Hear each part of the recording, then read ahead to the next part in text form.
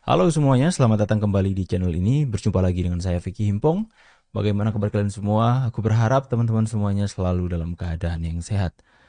Di video kali ini kita akan sama-sama membahas tentang bagaimana calon wakil presiden Pak Ganjar yang sampai hari ini masih menjadi teka-teki. Ya, yang masih menjadi misteri adalah calon wakil presiden Pak Ganjar dan Pak Prabowo. Akan tapi cawapres dari Anies Baswedan kita sama-sama sudah tahu, sudah dideklarasikan bahwa Caimin. Yang menjadi teka-teki adalah cawapres dari Pak Ganjar. Hari ini akan kita bicarakan.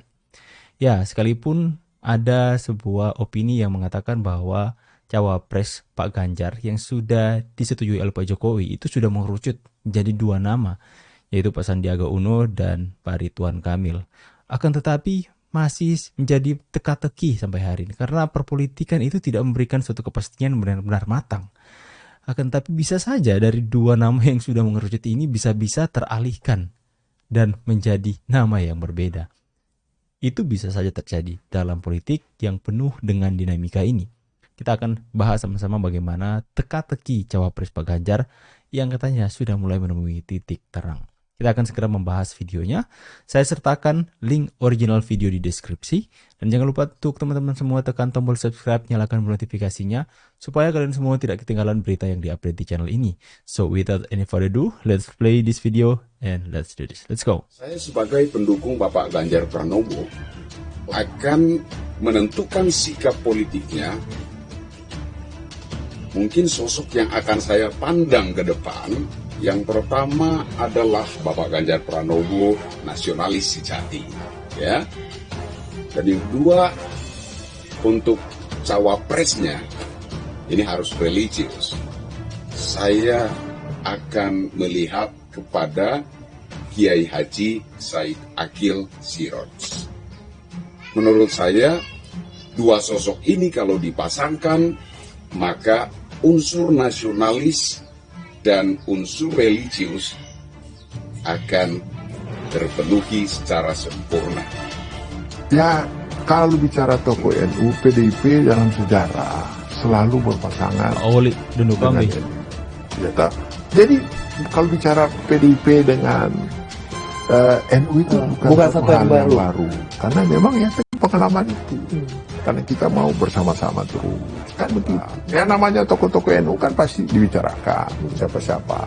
Dan PDI Perjuangan menghargai dan menghormati eksistensi Nahdlatul Ulama sebagai ormas keagamaan. Namun demikian, kami harus mengakui bahwa dalam perjalanan panjang kerjasama politik kekuatan nasionalis seperti PDI Perjuangan itu banyak dilakukan bersama dengan kader-kader Nahdlatul Ulama. Pada saat Ibu Mega menjadi wakil presiden bersama dengan presidennya Abdurrahman Wahid, ya, tokoh Nahdlatul Ulama. Saat Ibu Mega menjadi presiden, wakil presidennya Pak Hamzah Has juga dari Nahdlatul Ulama. Nah, pada saat Pak Jokowi maju di 2014, wakil presidennya Pak Yusuf Kalla yang juga adalah salah seorang kader Nahdlatul Ulama. Sekarang pun Pak Jokowi bersama dengan Kiai Ma'ruf Amin juga tokoh Nahdlatul Ulama. Kiai Akil Siraj bisa berdampingan dengan Ganjar Pranowo di Pilpres 2024. Ya, Kiai Said Akil Siraj lahir di Cirebon 3 Juli 1953. Ia merupakan mantan Ketua PBNU masa khidmat 2010 sampai 2022 yang saat ini menjabat sebagai Mustasyar atau penasihat pengurus besar NU masa khidmat untuk 2022 sampai 2026. Beliau juga pernah menjabat sebagai Rektor Universitas Nahdlatul Ulama atau UNU Cirebon. Di mata penulis, Kiai yang biasa disapa dengan Kiai Said atau Kiai Siraj ini adalah sosok yang sangat religius dan tegas dalam menolak kelompok Wahabi, Salafi, Takfiri, HTI, PKS, FPI, ISIS, dan lain-lain, kelompok Minhum.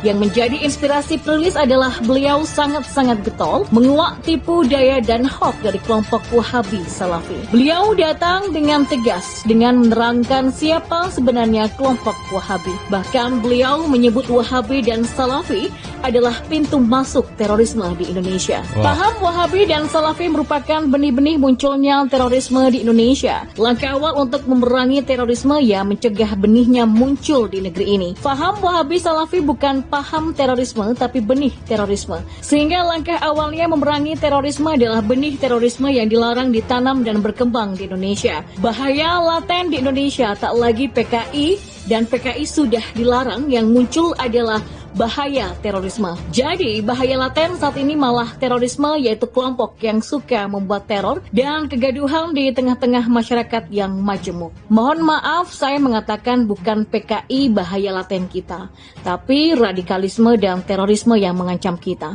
Kata Kiai Said di kanal YouTube-nya, terorisme telah mengancam warga negara tidak hanya di Indonesia saja, tapi di seluruh dunia. Sudah banyak yang tahu bahwa terorisme menjadi mimpi buruk di negara-negara seperti Suriah, Afghanistan, Irak, Nigeria, Pakistan, Somalia, India, Yaman, Mesir, Libya, dan juga masih banyak negara yang berdampak terorisme. Saat ini di Indonesia marak sekali berkembang faham Wahabi dan Salafi. Mereka beranak pinak menjamur dengan mendirikan kampung Salafi. Para penceramahnya jumlahnya ratusan, ribuan, bahkan lebih tersebar di seluruh pelosok tanah air. Mereka, para penganut paham Wahabi Salafi, ada di sekitar kita, mudah dikenali. Yang laki-laki suka memakai celana cingkrang dan yang perempuan cadar atau niqab. Mereka sangat menolak amalan-amalan dari NU. Kelompok Wahabi anti ziarah kubur, menolak tahlilan, maulidan, manakiban, yasinan, semaan Quran, dan lain-lain amalan NU. Kiai Said juga getol membumikan ajaran Islam yang ada di Nusantara. Ajaran Islam yang ada di Nusantara sangat dibenci kelompok Wahabi, dianggap sesat, bid'ah, dan kafir. Kelompok Wahabi Salafi sering salah kaprah memahami Islam Nusantara. Kelompok ini memandang Islam Nusantara adalah sejenis sekte atau aliran Islam gaya baru. Untuk memperkenalkan ajaran Islam yang ada di bumi Nusantara, Kiai Said sampai keliling Indonesia meluruskan bahwa Islam Nusantara yaitu Islam yang ajarannya bersumber pada Al-Quran dan Al-Hadis. Dalam pengamalannya muncul keragaman Islam yang tumbuh berkembang dan hidup di wilayah Nusantara sebagai hasil dialektika antara teks syariat ajaran Islam dengan realita dan budaya Nusantara. Berbekal pengalaman inilah Kiai Said diharapkan bisa berdampingan dengan Pak Ganjar sebagai calon wakil presiden untuk Pilpres 2024. Kecerdasan Kiai Said tidak diragukan lagi. Alumni Ponpes Hidayatullah Mubtadi'an Lirboyo Kediri ini akan mampu menjawab tantangan masa depan NKRI bersama Bapak Ganjar sebagai calon presiden RI ke-8. Banyak dukungan dari kelompok nasionalis dan religius. Biasanya calon presiden dan wakil presiden itu ya orang yang diusung para nasionalis bergandengan tangan dengan calon wapres dari perwakilan religius. Yang paling tepat memimpin Indonesia ke depan ya Pak Ganjar dan Kiai Said. Sama-sama berkiprah memerangi kelompok-kelompok terorisme dan Islam radikal intoleransi. Kiai Said sih, kalau dalam hal ini saya pun setuju. Saya katakan bahwa saya setuju. Yang penting seorang calon wakil presidennya Pak Ganjar itu harus memiliki visi dan misi yang sama dalam berantas yang namanya gerakan-gerakan radikalisme dan intoleransi. Benar-benar harus diperangi. Ya, kalau menurut saya mengikuti perkembangan atau sejarah rekam jejak yang terjadi, nilai-nilai dari NU itu adalah nilai-nilai yang benar-benar sangat nasionalis dan religius.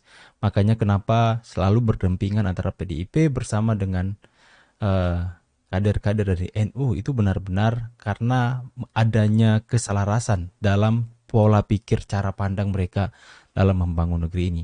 Ya, yang penting kita melihat bahwa calon pemimpin negeri ini tidak terlibat dengan tindakan-tindakan anarkis, pelanggaran HAM, ataupun terlibat dengan kaum-kaum atau paham-paham radikalisme yang membuat mereka tumbuh subur di negeri ini. Jangan sampai kita pilih dengan orang yang jelas-jelas pernah terlibat dengan mereka. Ya, saya sih berharap bahwa Pak Ganjar, siapapun calon wakil presidennya, entah itu Sandiaga Uno, entah itu Ridwan Kamil yang disebut, entah itu Kiai Said dan sebagainya, kita lihatlah rekam jejaknya. Rekam jejak yang benar-benar seorang yang nasionalis, yang memerangi, yang mengungkap setiap hal-hal yang jahat dan menegakkan yang benar di negeri ini. Bagaimana pendapat dan tanggapan kalian? Kalian bebas menulis itu di kolom komentar. Saya Vicky Himpong pamit. See you and God bless. Bye guys.